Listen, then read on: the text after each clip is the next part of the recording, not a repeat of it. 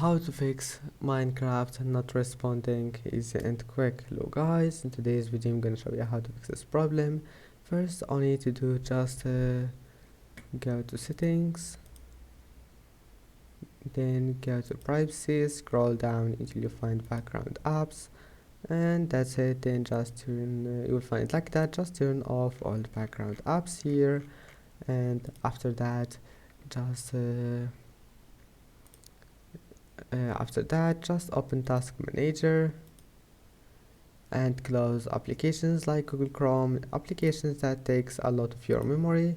Right click on it and click End Task, and that's it. Now try again. If that doesn't fix it, open Minecraft Launcher and don't close it, then go to Details, scroll down until you find applications that starts with M, and here is it, applications that starts with M.